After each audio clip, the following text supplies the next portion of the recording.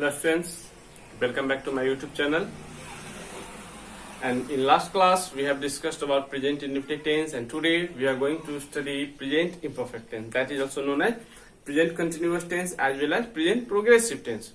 So write down the topic for today, and that is present imperfect tense.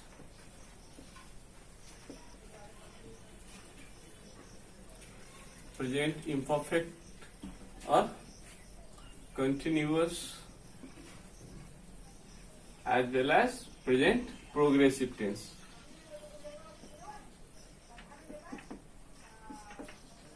So this one is the topic for today, because in last class we have already studied about present indefinite tense. So in this video we are going to discuss present imperfect tense. तो हम लोग पिछले video में यह जान चुके हैं कि किस तरह हम लोग किसी भी टेंस को उसके नाम से पहचान सकते हैं। तो आज हम लोग डिस्कस करेंगे प्रेजेंट इम्परफेक्ट टेंस को, और सबसे पहले इसके नाम से हम लोग इसको जानने का कोशिश करते हैं कि प्रेजेंट इम्परफेक्ट टेंस में कैसे सेंटेंस होंगे, किस तरह के वाक्य होंगे और किस तरह की कार्य या घटनाओं का इसमें जिक्र होगा। तो सबसे पहले नाम को हम लोग देखते हैं कि प्रेजेंट है।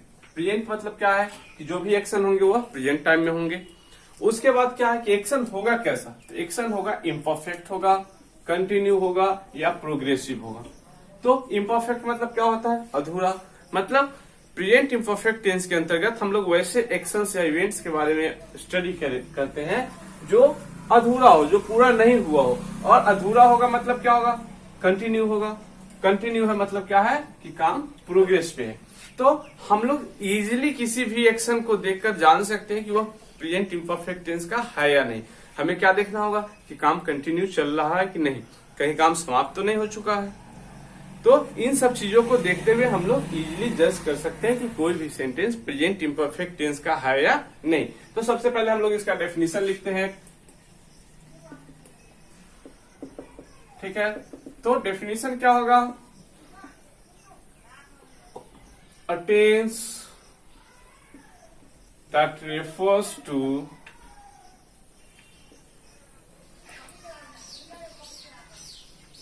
such actions or events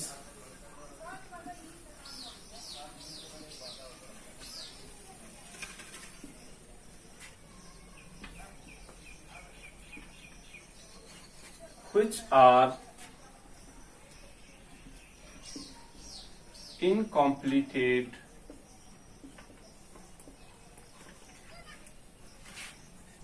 and continue is called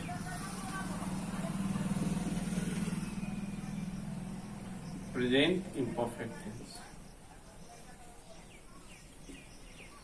मतलब क्या होगा कि वह टेंस जो वैसे कार्य या घटनाओं का बोध कराता है जो अधूरा हो और लगातार हो, वह कहलाएगा आपको present imperfect tense। As for example, he is dancing, मतलब क्या कि वह नाच रहा है। तो एक्शन कैसा हो रहा है, कंटिन्यू हो रहा है कि वह लगातार नाच रहा है। जिस समय की हम बात कर रहे हैं उस समय वह लगातार क्या कर रहा है, नाच रहा है। या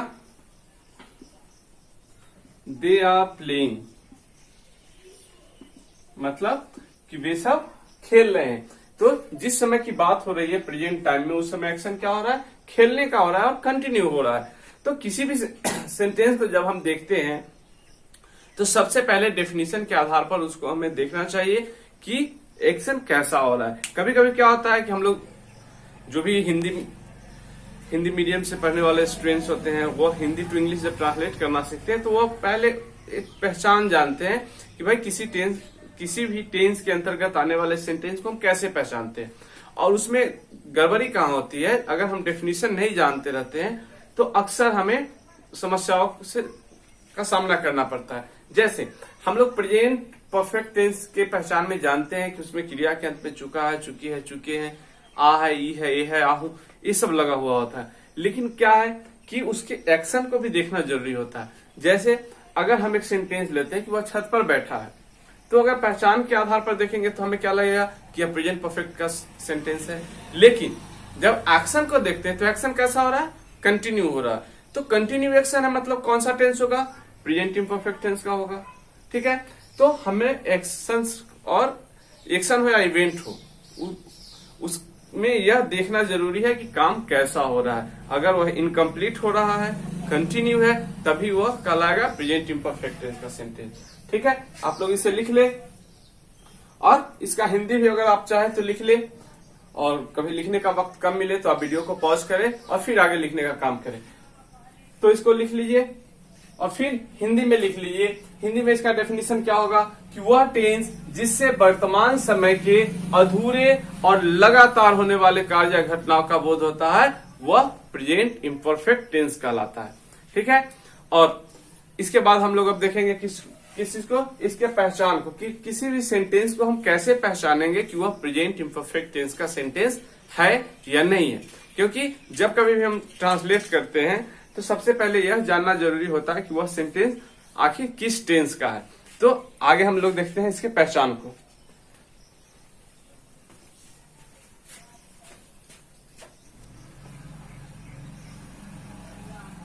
तो अब हम लोग देखेंगे कि किसी भी सेंटेंस को हम लोग कैसे जानेंगे कि वह प्रेजेंट इम्परफेक्ट टेंस का है या नहीं है।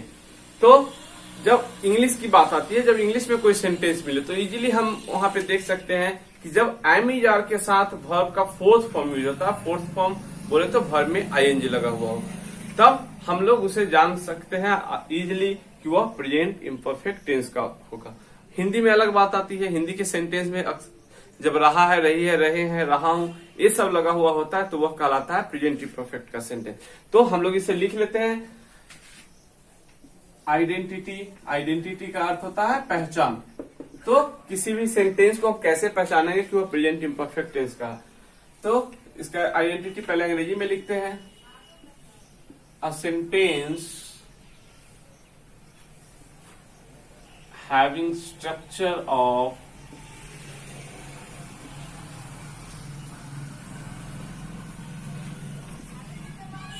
M is are plus V4, V4 मतलब verb plus ING, is to be said in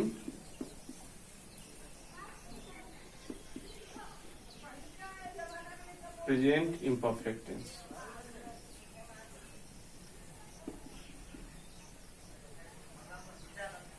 मतलब क्या हुआ कि जब किसी इंग्लिश सेंटेंस में, जब किसी भी इंग्लिश सेंटेंस में एम इज आर के साथ वर्ब में आईएनजी लगा हुआ हो तो वह सेंटेंस होगा आपको प्रेजेंट इम्परफेक्ट टेंस का। ठीक है, जैसे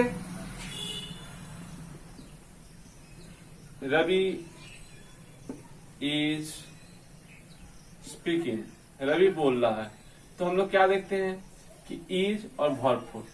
अब ये अलग बात है, ये अफर्मेटिव का स्ट्रक्चर में ऐसा होगा, अगर यस नो इंट्रोगेटिव में होगा तो क्या हो जाएगा, इज रवि स्पीकिंग, क्या रवि बोल रहा है। तो स्ट्रक्चर हमारा वही है, M is are plus V4, लेकिन क्या है, क्योंकि यस नो इंट्रोगेटिव में हम लोग जानते हैं कि ऑक्सिलरी वर्ब को पहले ले आया जाता है, तो इसमें कंफ्यूज नहीं होना है। ठीक है, ये हमारा स्ट्रक्चर हो गया कि जब किसी सेंटेंस में, जब किसी भी सेंटेंस के स्ट्रक्चर में एम इज आर के साथ वर्ब फोर का प्रयोग हो तो वह कहलाएगा प्रेजेंट इम्परफेक्ट टेंस। देखते हैं कि हिंदी के पहचान को, कि कैसे हम सेंटेंस को पहचानेंगे। तो पहचान क्या होगी कि जब किसी हिंदी वाक्य में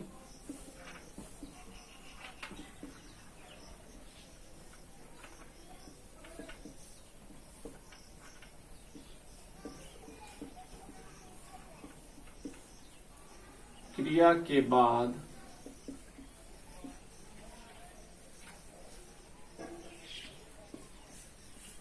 रहा है, रही है,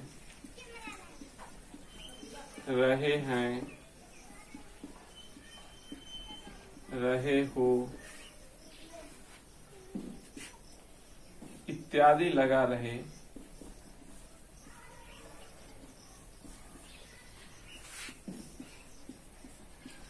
तो वह वाक्य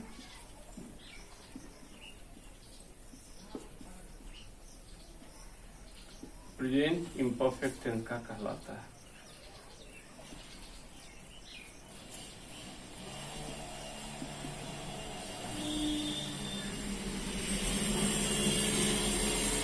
जैसे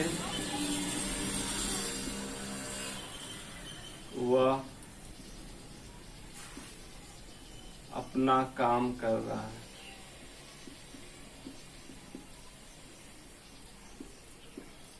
रहीम बाजार जा रहा है। ठीक है, तो हिंदी के सेंटेंस में हम लोग रहा है, रही है, रहे हैं, ये सब लगा हुआ है, तो उसे देखकर इजीली पहचान सकते हैं कि कोई भी सेंटेंस प्रेजेंट इम्परफेक्ट टेंस का है या नहीं है। ठीक है, और जब हम लोग जान जाते हैं कि प्रेजेंट इम्परफेक्ट टेंस का सेंटेंस है, तो इसके लिए हम स्ट्रक्चर का फॉलो करेंगे और फिर उसे ट्रांसलेट करेंगे, और आगे हम लोग देखते हैं इसके स्ट्रक्चर को। तो अब हम लोग देखते हैं कि किस तरह किसी भी सेंटेंस को, कोई भी सेंटेंस अगर हमें हिंदी में मिलता है प्रेजेंट इम्परफेक्ट टेंस का, तो उसे कैसे हम लोग अंग्रेजी में ट्रांसलेट करेंगे। तो सबसे पहले हम लोग देखते हैं अफर्मेटिव सेंटेंस के लिए स्ट्रक्चर को।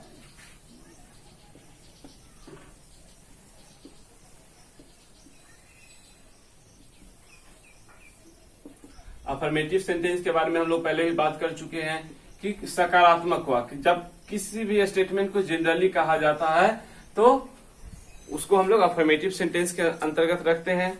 तो इसका स्ट्रक्चर हम लोग अब देखते हैं। इसका स्ट्रक्चर क्या होगा?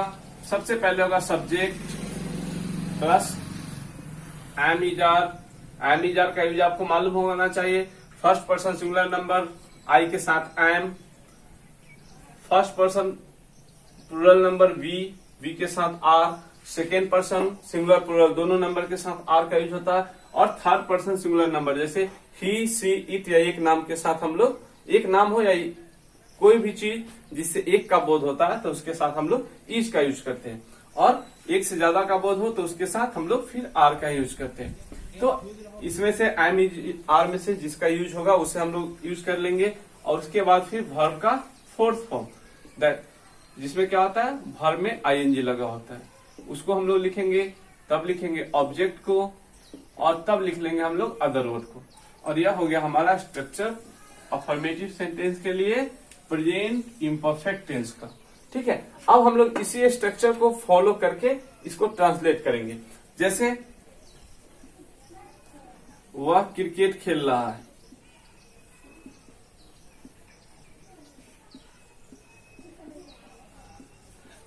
है ना। हम सब या हम लोग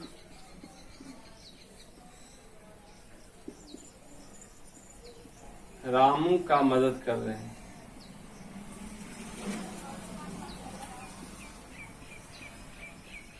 आप लोग खुद से भी इस स्ट्रक्चर पे बना के देख सकते हैं।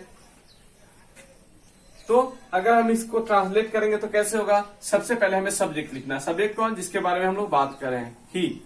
ठीक है, अब ही के साथ क्या लगेगा? इज लगेगा। उसके बाद क्या लिखना है? हम लोग स्ट्रक्चर देखना है। पहले सब्जेक्ट हो गया, फिर ऑक्सिलरी वर्ब में से जो होगा उसको लिखेंगे। उसके बाद वर्ब फोर। वर्ब क्या है? काम कौन सा हो रहा है भाई? खेलने का काम हो रहा है, तो ही इज प्लेइंग। और फिर ऑब्जेक्ट, हम लोग क्या खेल रहे हैं? क्रिकेट, तो he is playing cricket. Next क्या है? हम लोग रामू का मदद कर रहे हैं। इसमें सब्जेक्ट कौन हो गया? हम लोग का इंग्लिश क्या होगा? वी के साथ क्या लगेगा? Are, we are. उसके बाद वर्ब का क्या है? मदद करना। मदद करना का हेल्प, तो हेल्प में आईएनजी लग जाएगा। वी आर हेल्पिंग, और किसे मदद हो रहा है? रामू का। तो इस तरह से हम लोग इसको ट्रांसलेट करके बना सकते हैं इस स्ट्रक्चर का यूज करते हुए। ठीक है, तो अब जब कभी भी इस तरह का सेंटेंस मिले तो हम लोग उसको इस स्ट्रक्चर पे इजीली ट्रांसलेट कर सकते हैं।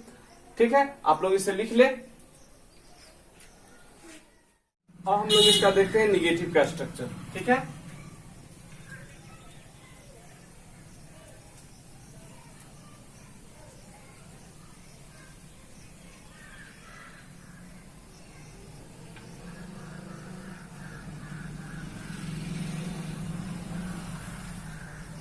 तो निगेटिव के स्ट्रक्चर में क्या हो जाएगा? हम लोग किसी भी सेंटेंस का निगेटिव करते हैं तो क्या होगा? ऑक्सिलरी वर्ब के बाद हम लोग नॉट का यूज करते हैं। तो सब्जेक्ट, उसके बाद हम लोग ऑक्सिलरी वर्ब के रूप में इसमें किसका यूज होगा, एम इज आर का यूज होगा, और उसके बाद not plus D4 plus object plus other word. ये हो गया हमारा निगेटिव के लिए स्ट्रक्चर। और इस स्ट्रक्चर पे हम लोग अब डील करेंगे किसको, ट्रांसलेशन को, एग्जाम्पल के रूप में। जैसे रवि का भाई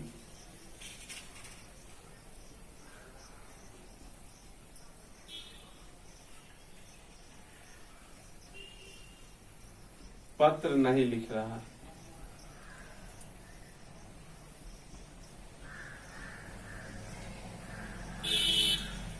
हम लोग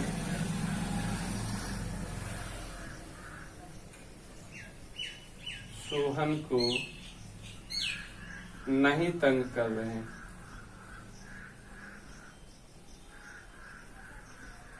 ठीक है, तो अब हम लोग इसको ट्रांसलेट कैसे करेंगे।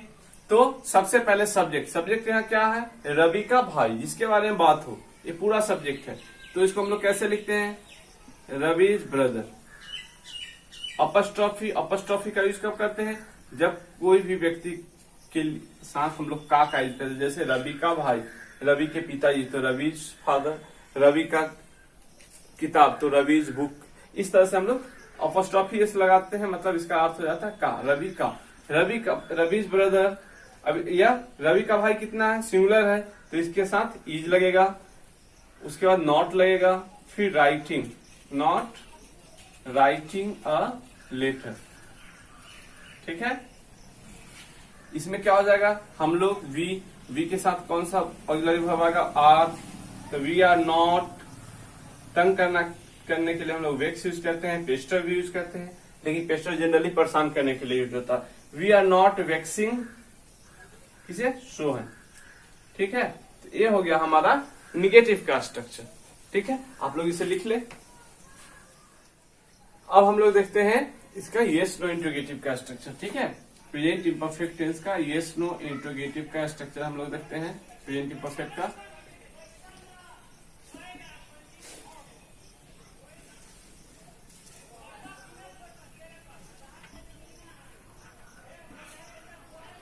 तो येस नो इंट्रोगेटिव मतलब क्या, कि जिस सेंटेंस में शुरू में क्या लगा हो।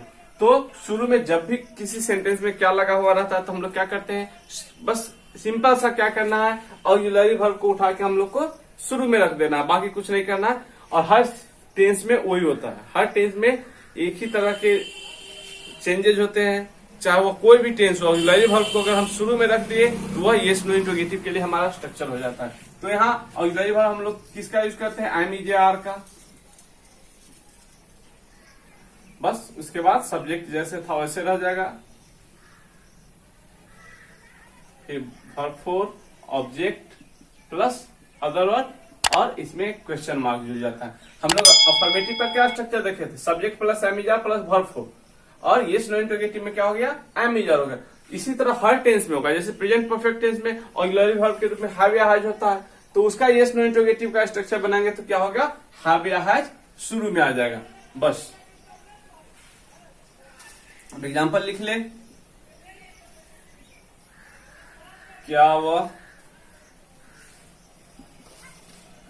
राजू को पढ़ा रहा।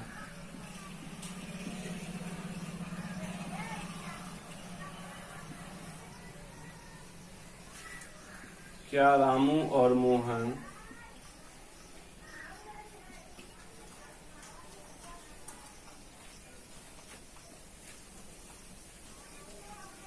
मेरे साथ पढ़ रहे हैं।